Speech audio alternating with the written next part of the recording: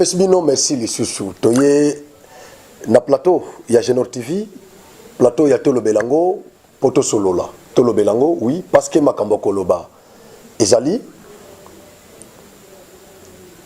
naye pona ko éveiller conscience ya ba congolais pour que tome kempe ko fongola miso na makambo ezoleka entre les nouveaux gouvernements il y a maman Judith Suminwa na Assemblée nationale. On dirait qu'il y a quelque chose qui ne va pas. Oui, il y a quelque chose qui ne va pas. Donc, Toya pour interpeller, groupiskil, il y a député, Oyo Bazo Lingako prendre pays en otage, Oyo Bazo Lingako bloquer tout na pays. Bisonde to Pesakibino mandat. Et quand vous commencez à déraper, quand vous commencez à abuser de ces mandats, nous allons vous interpeller. Voilà pourquoi je suis là. Alors, Togolobela, Makambouana, parce que Toyoka qui a déjà Bandakala, c'est depuis les 30 du mois passé, au Toyoka qui y aurait une pétition en gestation contre l'investiture du gouvernement Judith Suminwa. Toyoka qui on pensait parfois que ça qui va rumeur. Alors, on ne pouvait pas qu'on vende dans le plateau awa pour qu'on la rumeur. Mais là, quand on a yoki na Radio Kapi, quelques députés, on va se confier qui na micro ya Radio Kapi, qu'on confirmait vraiment que pétition est allée, déjà qu'on récoltait ma signature. Baza déjà na signature au-delà, il y a 100. Juste pour empêcher l'investiture, il y a gouvernement, il y a Madame Judith Tuluka. Voilà pourquoi je suis venu, parce que Bami Lobeli Bangomoko, ils ont confirmé qu'ils allaient. Alors nous allons essayer un peu d'analyser la question, totale conséquence, il y a question wana. Comme ça, nous avons éveillé conscience à Congolais pour que tout étouffer l'opération wana dans l'EF. Parce que c'est nous qui en pâtissons. Dans tout ce qu'ils font là, c'est nous qui en pâtissons. Bateau baza pauvri, c'est nous. Bateau bazo koufa banzala, ezabiso. Bateau bazo sentir crise na Congo, ezabiso. C'est pas eux. C'est pas eux. Bango bazana mbongo. Bazana ba passeport diplomatique. Baza payé, ils sont pris en charge par l'État. Alors nous, pendant que Makambozo Oumela, Bango Bazo Luka ministère, Bango Bazo Luka poste, Bazo Luka mandat nominatif, électif. Et pendant tout ce temps, Bissonde ba victime. Alors moi, je ne veux pas ici être une victime consultante. Je ne veux pas. Voilà pourquoi moi j'ai toujours dénoncé. J'ai toujours dénoncé. Je ne peux pas applaudir des gens comme ça. Je ne peux pas. De l'autre côté, le président de l'Assemblée nationale a entamé la discussion avec les députés pour préparer Bango au fait il y a préparer l'investiture. Il y a gouvernement, il y a Madame Tuluka. Na information toza nango na communication et Assemblée nationale, balobi que déjà 190 députés ont été reçus par le président depuis hier. Il y a parti, il y a Union Sacrée. 190 baza d'accord pour l'investiture, il y a gouvernement. Mais quelque part, groupiskil, il y a des députés moussou bango balobi donc. Va soulever quelques questions. Motivation, il y a démarche na bango, il y a pétition na bango. Balobi, local la principe, il y a représentativité et ça respecté. Na formation, il y a gouvernement oyo. Alors, biso to kosala tout pour empêcher investiture, il y a gouvernement oyo. Ba to zongela, to bandela. Na zéro. Comme ça, principe wana ezala respecté. Namaloba na bango, la province qui est trop citée, c'est la province de Maniema. la province de Maniema. Mais il faut que je voie ça. Je ne sais pas si je vais retrouver cet élément. Et ça la photo moko au batinde lingai na émission moko na on bordaki émission moko na salaki je crois au début de cette semaine batinde linga photo moko ya madame moko balobi ke aza ministre ya aza ressortissant ya Maniema. Je dois vous trouver ça. Où est-ce que j'ai mis la photo où est-ce que j'ai mis cette photo là? Nzambe nangai, Nzambe nangai, Nzambe nangai. Nzambe nangai, Nzambe nangai. Il faut na trouver yango na éviter ce que j'ai solo. Il y a quelqu'un qui m'a envoyé cette photo. Aibisingano de Franck. Na gouvernement, il y a madame Judith Toulouka. Maniema est représenté. Maniema est représenté. Parce que nous avons Kanisaki Maniema est qui représenté. Voilà, j'ai eu la photo. J'ai eu la photo. Balobi, voilà la représentante de la province du Maniema dans le gouvernement souminois, honorable Nathalie Aziza Mounana, une fierté pour la République. Dans la Bernice, a illustré photo il y a madame honorable Aziza Mounana. A illustré photo wana comme ça de l'opé Bogotala. Alors, bah député Balobi, Maniema ils a représenté. Mais entre-temps ici, nous avons cette photo. Eza Congolais moko mutwatinde linga yango. Tant on aborda qui question na lobaki Maniema eza parmi ba province oyo eza satisfait te na formation ya gouvernement ya Judith Souminois. Alors ses compatriotes m'ont envoyé cette photo pour me dire que Maniema est bel et bien représenté dans ce gouvernement.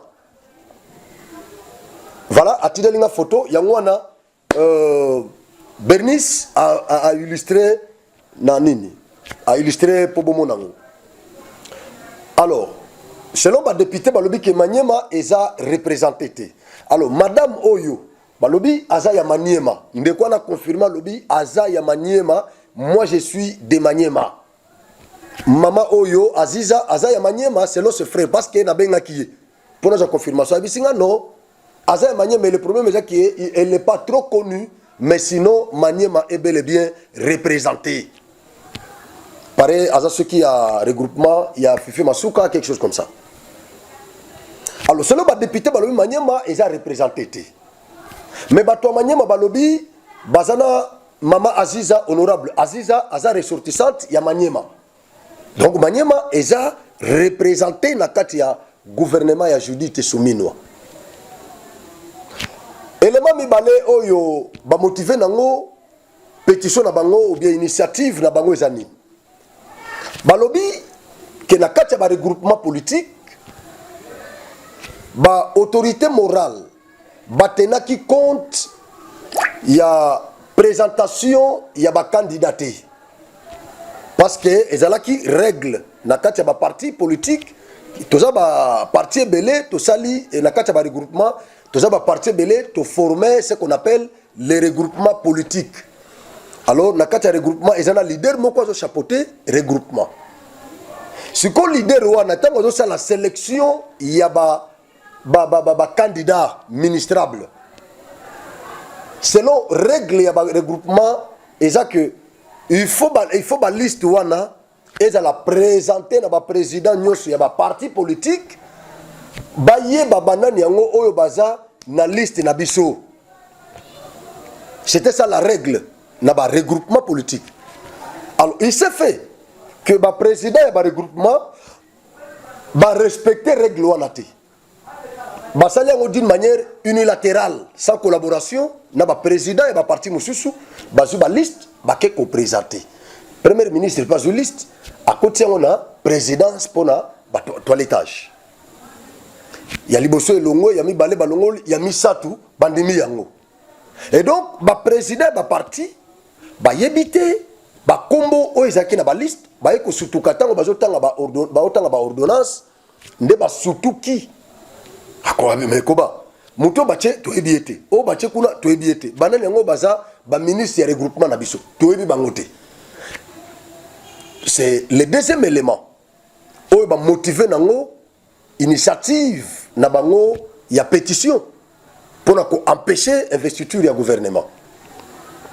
Troisième élément, balobi que principe ya union sacrée zalaki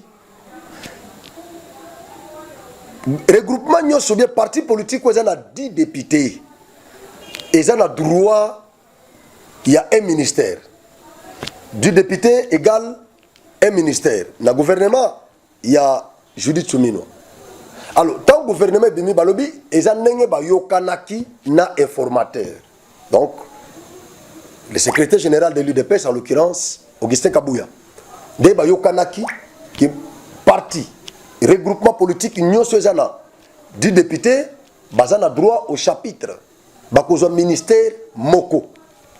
Alors il s'est avéré que na kati na bango ba regroupement mususu bazaki na au-delà des 10 députés mais ils ne se sont pas retrouvés. Waneza troisième élément oyo ba motiver nango initiative na bango. Au regard de tous ces éléments susmentionnés, ils se sont dit nous allons peser, nous allons tout faire pour empêcher l'investiture de ce gouvernement. La raison n'a évoqué, et c'est normal, nous sommes en politique, nous la dénonçons. Voilà, manque de représentativité, nous le dénonçons chaque fois ici. Nous devons dénoncer yango.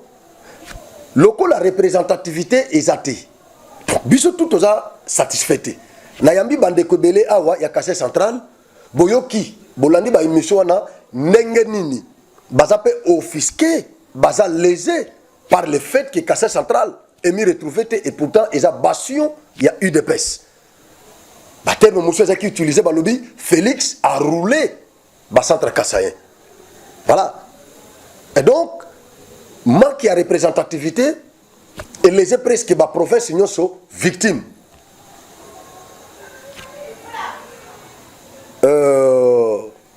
Violation, il y a un principe, il y a un regroupement, na union sacrée. Oui, et ça peut m'abeiller pour dénoncer parce que règle les akinengo na biso nyos to bagi que aux a 10 députés, aux a droit à chapitre. Aux a 10 ministres, et aux a un ministère. Aux a 10 députés, aux a un ministère. Mais tant gouvernement bimi, nyos wana est monanité. Alors, il fallait qu'il te dénoncer, il fallait qu'il te l'obelango, c'est normal. Bah élément nyonso eza soulevé na ba député oyo na groupuscule ya ba député oyo eza fondé. Mi balé oui moko loko la ministre moko aza awa ya Maniema c'est qu'ils a fondé parce que bango quand même bazu ministère moko. Mais tant au na Kassai central et pas ba Félix bazu vice ministère ya intérieur. Bango baza lésé effectivement. Mais quand même, Maniema va présenter Bisso, honorable Oyo Aziza, Balobi, Aza ressortissante, Yamaniema, représentante Yamaniema, na conseil des ministres. Et donc, élément wana, tout ça on a nos pimpeli. Des éléments Oyo et Tikali, ils ont raison. Représentativité, elle n'a pas été respectée. Voilà, principe na bango ba tchaki na union sacrée, ne ba yokana kina na Augustin Kabouya comme informateur. Ça n'a pas été respecté. Et donc, au regard de tout ça, ils ont raison.